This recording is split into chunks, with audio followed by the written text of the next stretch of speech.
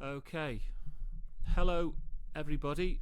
I can't see yet who has joined the stream. So we're going to just give you a couple of minutes to transition over to YouTube. So my name's Steve Stroud, and this is my colleague, Harriet. Hello. And I'm a senior technician at John Moores University in the audio department. So we work on a audio and music production Bachelor of Science degree program here at John Moores University. So we have wonderful facilities. We have lots of recording studios, lots of great equipment and software, and our students, they learn about the science of audio production. So today we thought it would be fun if we take you through some of the steps of creating a production in a digital audio workstation. That's the software you see on the screen here. This is actually a piece of software called Cubase, but the kind of DAW is pretty unimportant. If you're interested in this kind of thing, you may have your own version. Like Harriet, what do you like to use, Harriet? Ableton, Logic's good as well, and Pro Tools. Yeah. I like Luna by Universal Audio. I love Cubase. I've just used it for about 30 years. But whatever you have, even free DAWs like Audacity, I think even Adobe have a version now. Mm-hmm. Audition, that's right. It doesn't really matter. It's like your kind of car. It doesn't matter whether you're driving a BMW or a Ford Fiesta. Fundamentally, you're doing the same mechanical motions, and it's like that with recording signals into a DAW. So me and Harriet had a chat. Harriet's a technician like me here at John Moores, but she's also a musician, and she's a fantastic singer. And tell them about the song you chose to record. I chose Barbara Lewis, Hello Stranger, which is a 1963 soul song. She's an American singer-songwriter. It's actually from the film Moonlight, if anyone's seen that film. It's yeah. But I just chose it because it's in my frequency range, and it has a lot of different instruments in it, so it was something to work with that had a lot of tracks that we could work on. So we are obviously unaware of who is watching this stream right now and your level of expertise. Maybe you are already making productions, or maybe this is the first time you've even heard such a thing was possible. I don't know, but we're going to give you a little bit of information, and if you already know it, apologies. If not, hope it's useful for you. When you start a DAW session, before you even do anything musically, the first thing to do is to get your house in order technically. So you want to set up a saving hierarchy. You would have a system of folders where you keep your productions, usually titled by the artist name. So today we've saved it into the Harriet folder, because Harriet's the artist today. And then when you actually open up your software, you would choose on a sample rate. So if you can follow my mouse up here, we are recording. The record format today is 48 kilohertz, and that's a professional sample rate. A lower sample rate would be 44.1 kilohertz. That is the same sample rate as a CD, for example, but which is professional CD quality. But we like to go a little bit higher because you can get even better. And the top studios will use even higher sample rates into the 90s in terms of the kilohertz. But obviously the higher the sample rate, the more space you will need on your hard drive to capture all these signals. So 48 with 24 bit rate is a perfect professional yet happy medium. Once you've done that, it's a good idea to actually organize your session before you even start recording. So we like to decide what tempo we're going to do a song. And the first thing to do as a producer, so we're not just technical people here, it's a technical degree, but I've also worked as a record producer in studios myself. You would talk to your artist, what kind of tempo would you like to sing your song at? Because if I pick the tempo, it may be way too fast for Harriet to sing. So it's as easy as talking to your artist and clapping a little tempo along, and they will tell you what they like. I think it should be slower or faster. And then you can set up a click track within your DAW, and this is where you base all your signals along this BPM, which is beats per minute. I'll just show you a few seconds of this. So that's the click track for this track, which is Hello Stranger. Now, once you've set this up, I've actually arranged the song. I've figured out exactly what we're going to play, because I was Harriet's musician for this track, so I played some guitars for her while she was the main singer. So I've worked out the chord progression. Now this is where it helps to be a little bit musical, but if you're not, don't worry about it. You can still be a perfectly good audio engineer without actually being a musician. But I'm not going to lie, it does help if you can have a few musical chops, and you arrange it into the parts of your intros, your verses, your bridge, and your outros. And you can see here, Cubase has a nice little feature called the chord track, where you can actually cue in your instruments. So we've got tempo, we've got some markers telling us where the various sections come in, we've got our chord, we've got a click track. It's a perfect time to start actually recording some signals. So the first thing I did was record a bass guitar to go along with the click track.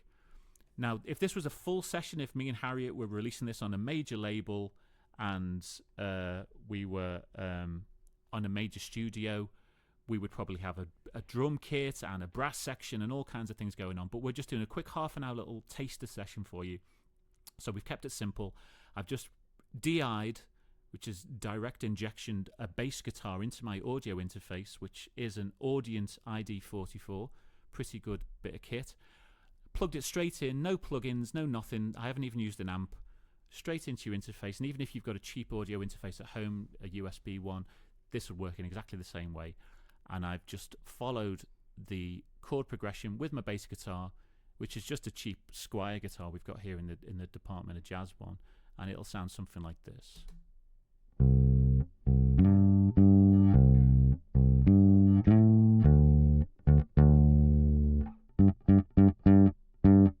And with the click,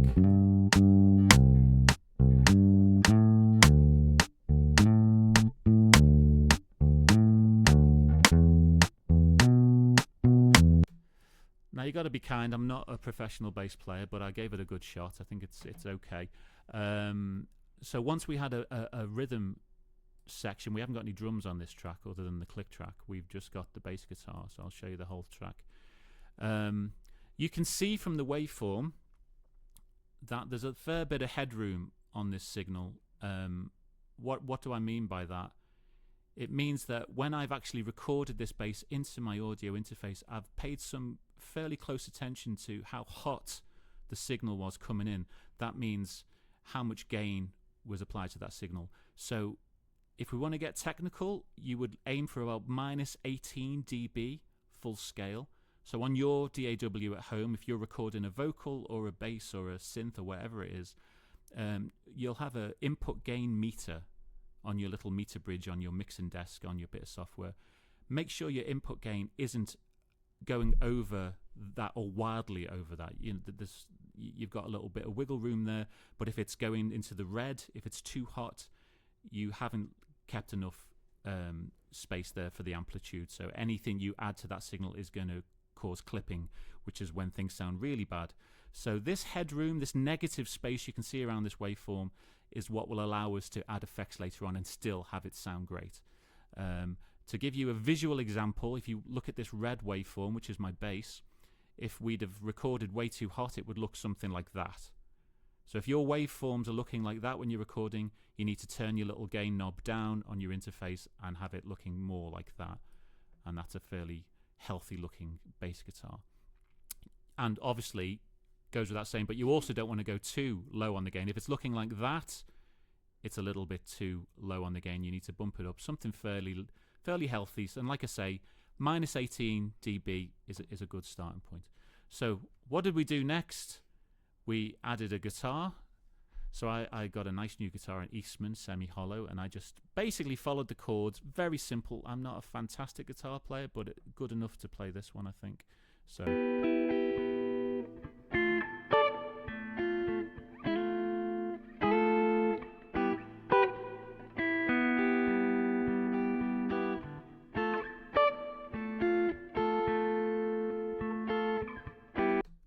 So you can see again, I've paid attention again to the input gain on the mixer. If you're wondering what that would look like, if I switch to the mixer view here, these are you can see my voice here. I'm recording here, and you see there's a little 18 here. This is minus 18 dB. So yeah, this voice is actually just about right. That's what the kind of signal you would want for an instrument. But if I start to shout, it's going to go up here. And so if your bass guitar's all the way up near to 0 dB, it's way too hot. Just as a little illustration. So I recorded 2 guitars, a panned one. Pan is sending it to different speakers, so different spatial properties of the track. So one guitar's over in this speaker and one guitar's over in that speaker. The second one is a little bit of lead. Let's play them together, see what you think of this. I'll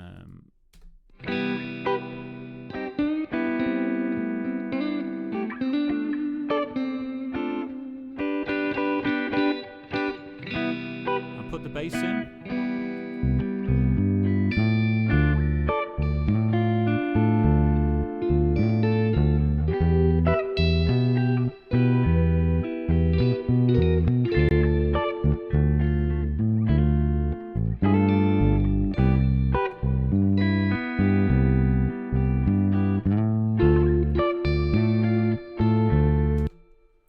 Okay, that sounds pretty good. We're not too hot. We've got a bit of headroom. We've panned one guitar there, one guitar to the right, bass right down the middle. Anything with low frequency, you want to keep it right down the middle, like a kick drum or a bass guitar. Because bass isn't as directional as your mid-range or higher range frequency signals, if you want to get technical for a second, which you probably don't.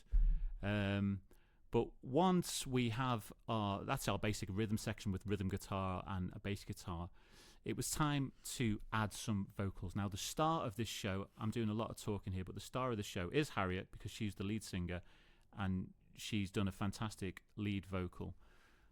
But before we got to Harriet's vocal, I added some backing vocals for her to just kind of back up the track. So on the original Barbara Lewis, I've said that right, isn't it? Barbara Lewis, Barbara isn't it? Lewis. Yeah. There was a lot of, how would you describe it, Harriet? What kind of backing vocals were they? They were like doo-wop? Doo-wop harmonies. Yeah. Doo-wop, really. Barbershop almost. Doo-wop, bop, bop, bop. Shoo-wop, shoo-wop. Shoo-wop, shoo-wop, my baby. So I decided to give that a go. So I'm going to show you what we did here. So I did a 4-part harmony. You made an E minor chord, is that what you said?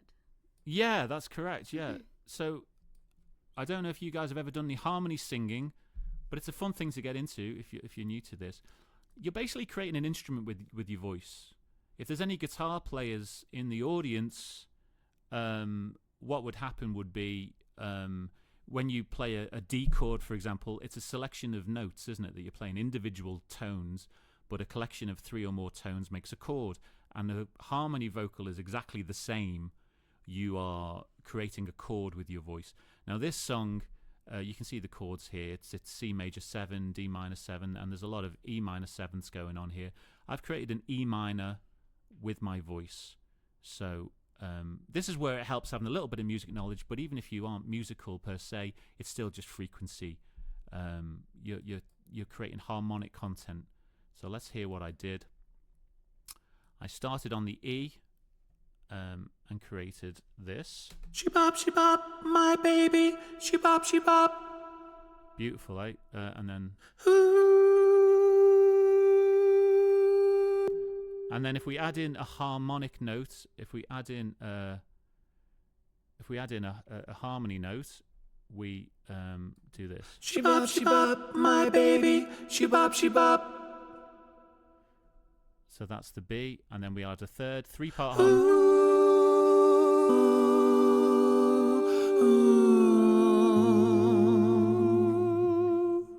And this is 4. Ooh, it seems like a mighty long time. She-bop, my baby, you. So there we go. That's my ham-fisted attempt at a 4-part harmony. So let's hear what we've got so far very quickly. And is it all working together? Bop, she bop, my baby. She bop.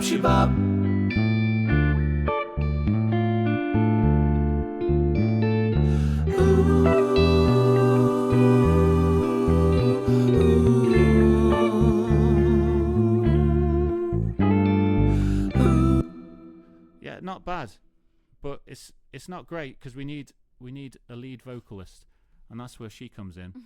So just quickly, to record these backing vocals, I used this mic here, which is a large condenser. And the difference between a condenser and a dynamic mic is it needs phantom power, which is 48 volts. It's a little bit more sensitive. And I just recorded it here at the desk, which isn't ideal acoustic conditions, but it's probably okay for a backing vocal. But for the main vocal, we went to an isolation booth down the hall. We've got a full mixing sound booth set up with a analog desk, an analog desk, and that's where Harriet recorded her vocal. Do you think you'd like to tell them about the process of recording your vocal? Because we went through a few different bits of equipment, didn't we? Yeah, so we recorded on a condenser, and because it's sensitive, it stays on a microphone stand.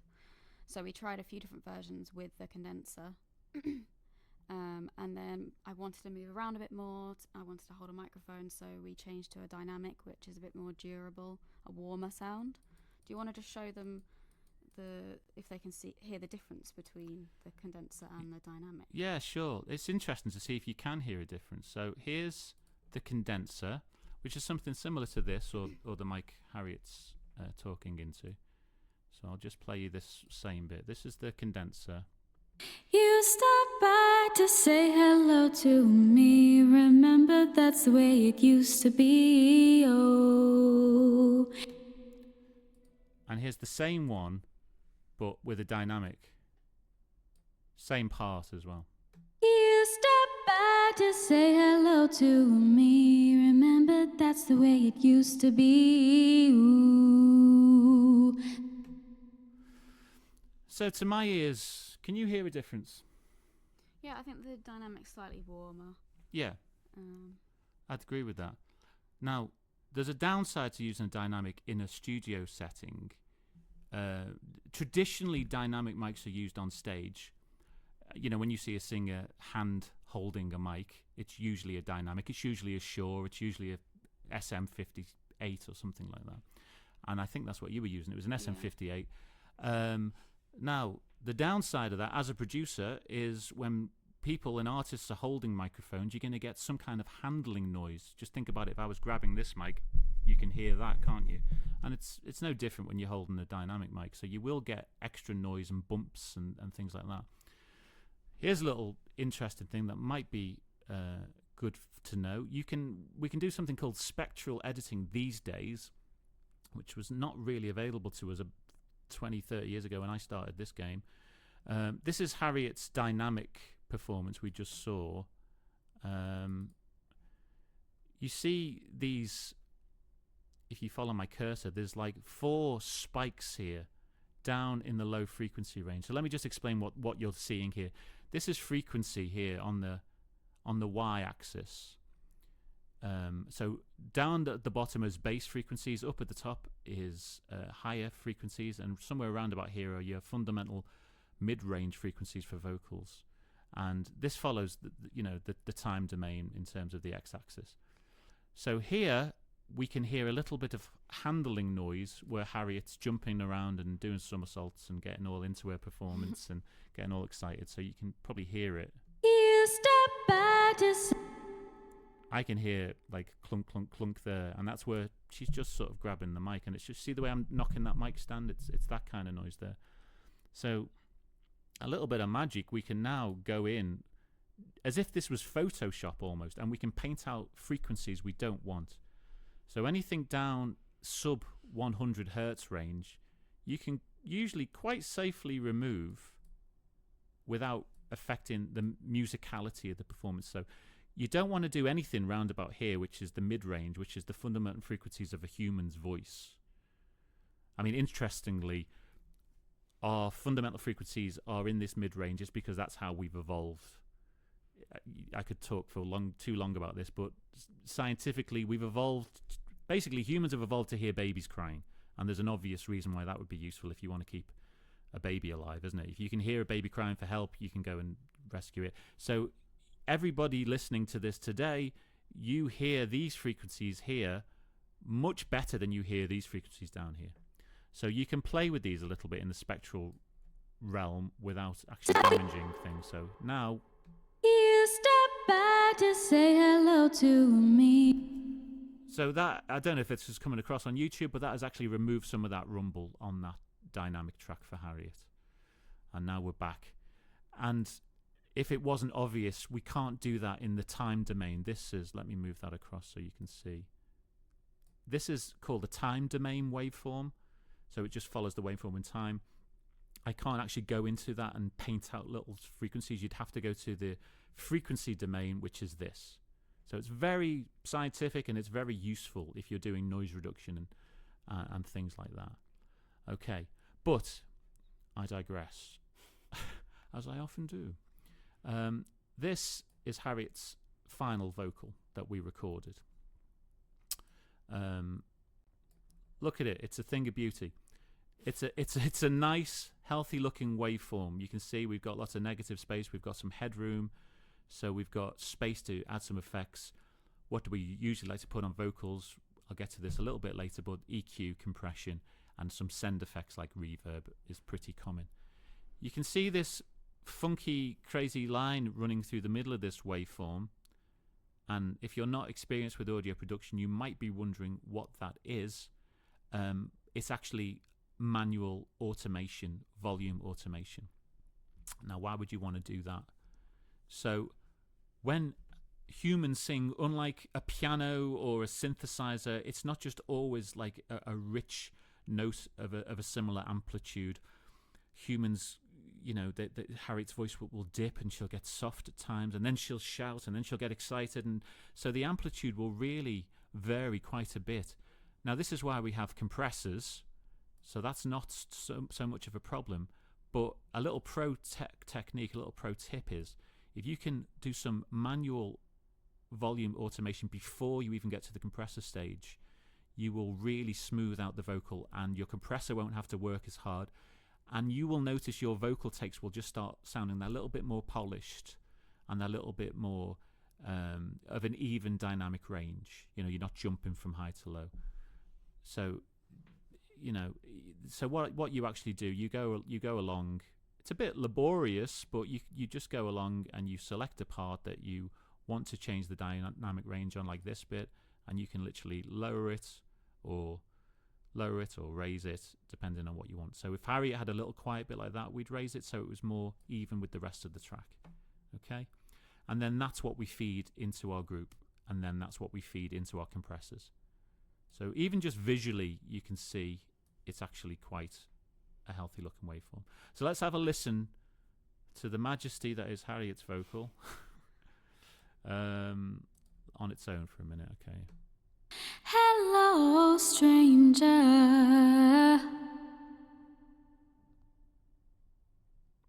It seems so good to see you back again. How long has it been? Beautiful tone. She is. I'm not just saying it because she's sitting here. She has got a very, very nice voice. She's a really good singer. Thank you. No, you're welcome. Interesting. It just occurred to me. Did you hear when she took in an intake of breath, which is obviously what singers do, otherwise they die. So it's kind of useful.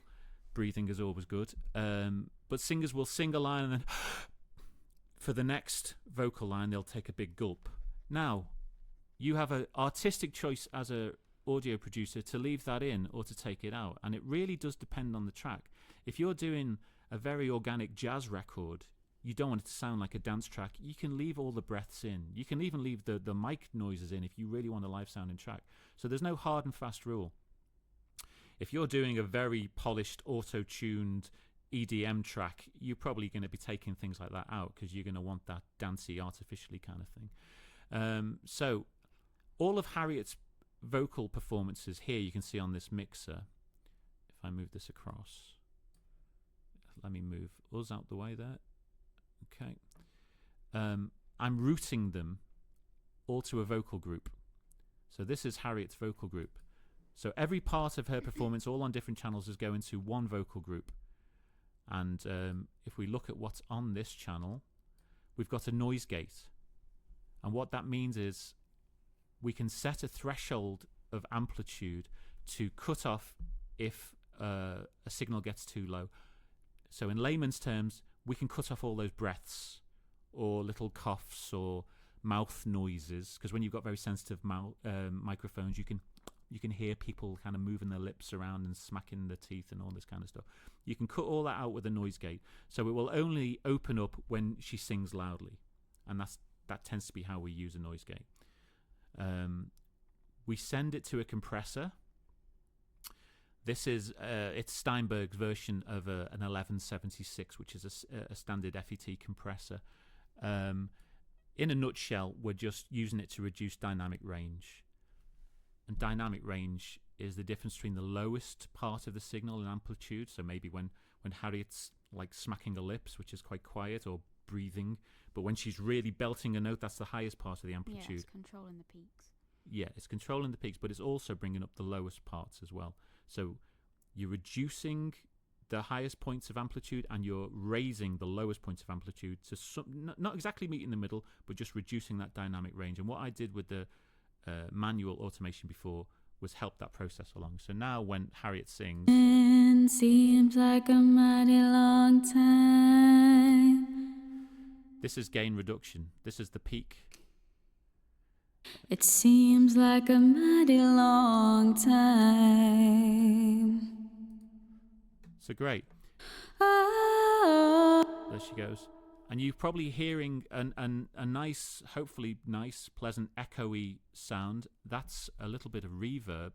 That's what we call a send effect.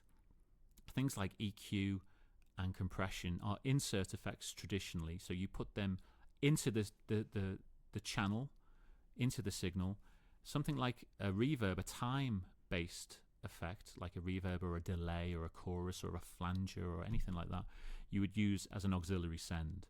So how it works is you have an effects channel, and on the channel you'd put in your plug-in like a reverb. This is a plate reverb from Universal Audio. You set it to 100% wet, which means it's just the maximum amount of effect.